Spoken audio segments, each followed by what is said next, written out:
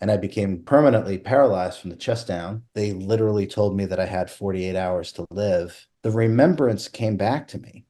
It's all of a sudden it was a tangible knowingness of exactly what to do.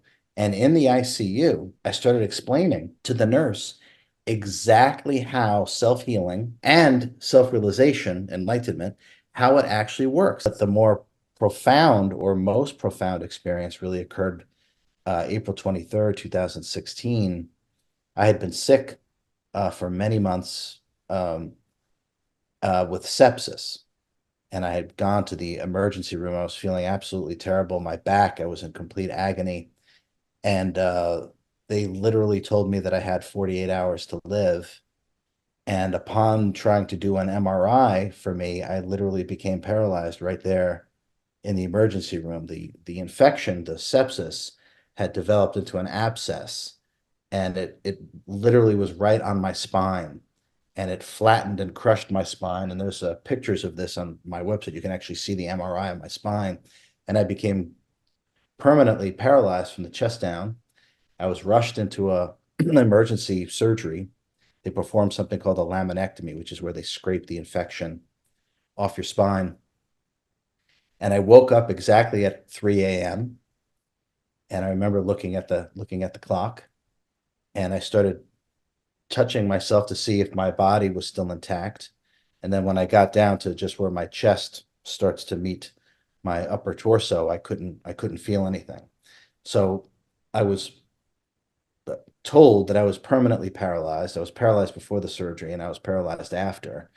And but upon awakening at that moment, I actually remembered how healing works. It came back to me like a muscle memory. And when I was a kid, I used to say all the time that if I ever get sick, I'll just heal myself. Now, I didn't know how it really worked when I was a kid, but I knew that I knew. But when I woke up from emergency life-saving surgery and I was paralyzed from the chest down, the remembrance came back to me. It's all of a sudden it was a tangible knowingness of exactly what to do.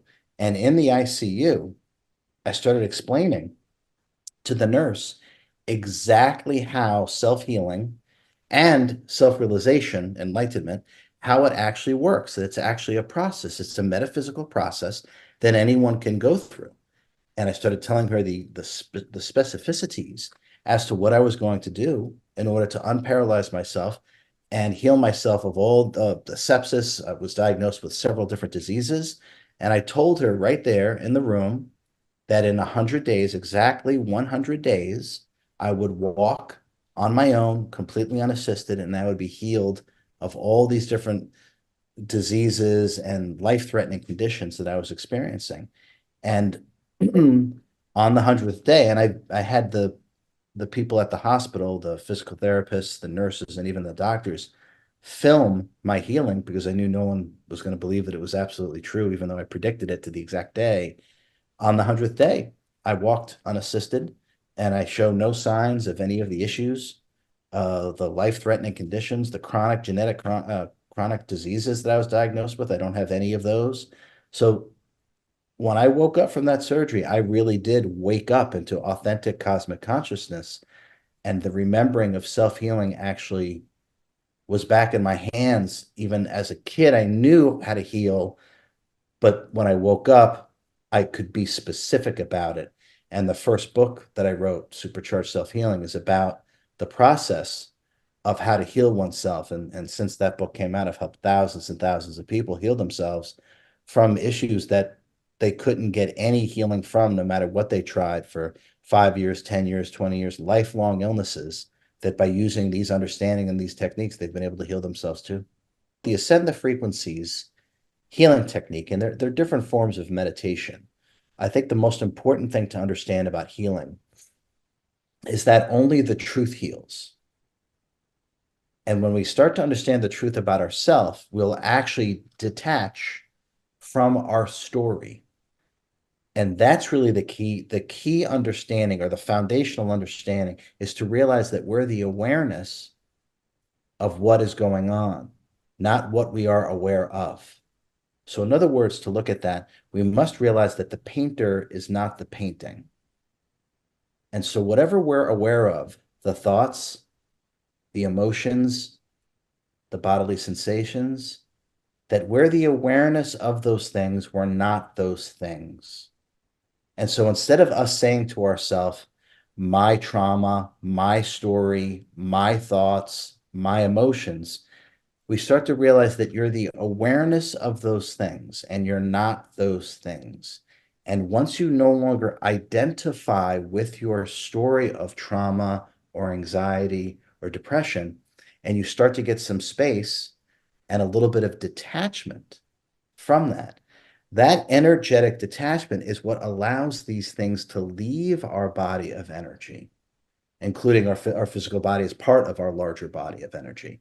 So once we start to get some space by just realizing the truth that we're the awareness of thoughts, emotions, actions, behaviors, bodily sensations, we're not those things. Painter is not the painting. This will give everyone the opportunity and the permission to finally let go of all these things that we have been misidentifying ourselves with. That is how healing actually begins. It's through no longer identifying with the story.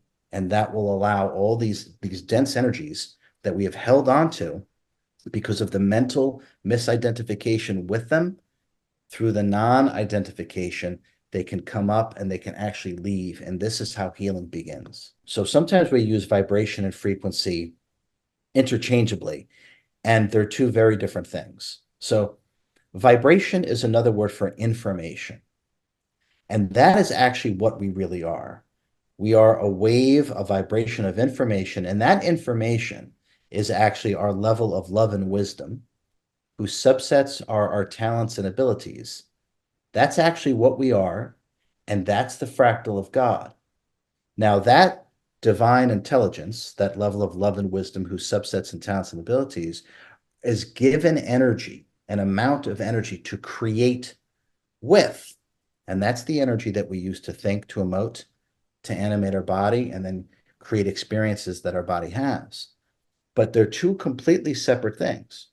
And so when we start to realize this truth and we align our body mind complex to that divine intelligence, that vibration, that supremely high vibration that is a fractal of God, what happens is we raise in frequency.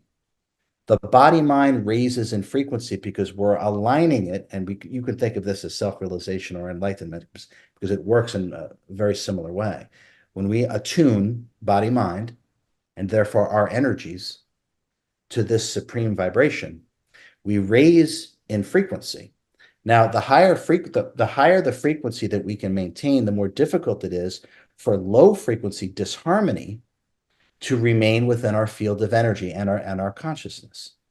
So healing actually takes place, again, the truth, realizing the truth of what we really are, this divine intelligence, given energy to create.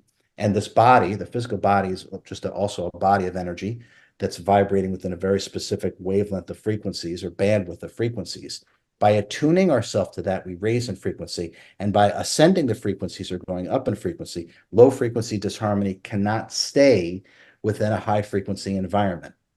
So when we start to understand that, and the ascend the frequencies healing technique lays this out in ways that humanity has never really experienced before, through meditation, we can raise our frequency. And in raising our frequency, we're literally releasing and alchemizing all the low frequency disharmony that has been kept within our body mind complex.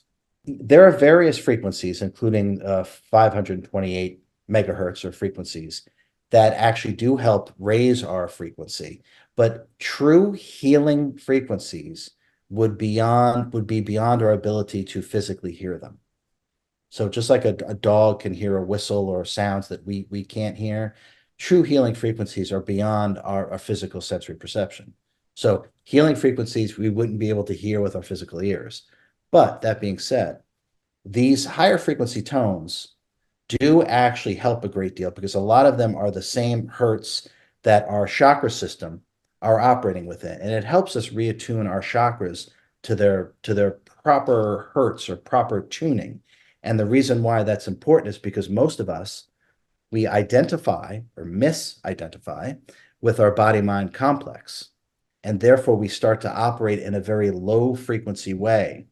Everything becomes about physical and material and thoughts and emotions and bodily sensations. So we're lowering our frequency by identifying with the physical and even including the mental and the emotional. Now, when we start to use different frequencies like 528 and above, we're actually starting to raise our frequency a little bit. So we're going up and beyond the lower frequencies that we've been associating and identifying ourselves with. And it's only through identifying and associating yourself with these lower frequencies is where disharmony comes from. Because all disharmony comes from disharmonious thought patterns. And disharmonious thought patterns have to do with the misidentification with body-mind complex. And if we can come back to the first thing I said about the painter is not the painting. Now, if we start to identify with what it is that we're creating, everything that we're creating here is low frequency. So we start to lower our frequency, and this makes us susceptible to everything that goes on here, including sickness. So when we raise our frequency, and we can use tones to help raise our frequency, then we start to rise above the low frequency disharmony, and this in and of itself has a healing effect. The future of medicine is high frequency energy because low frequency disharmony cannot exist in a high frequency environment. So think of a hot tub. You turn on your hot tub. If you put something in the hot tub, it's going to get hot. So when we raise in frequency, whether we're using a technology, but nothing will ever compare to the technology of our own consciousness. So when we raise our frequency, our entire body of energy gets purified. It literally gets purified. And there's a reason why every authentic mystic and ascended master talks about two things, meditation and fasting. And meditation is always first. It's because they work. So when we meditate properly, we raise our frequency, and we're no longer putting in the idea of having to eat food, which lowers our frequency. When we can fast and meditate, there's a purification that takes place that is beyond what any kind of so-called medicine could ever do. And it's by raising our own frequency through meditation.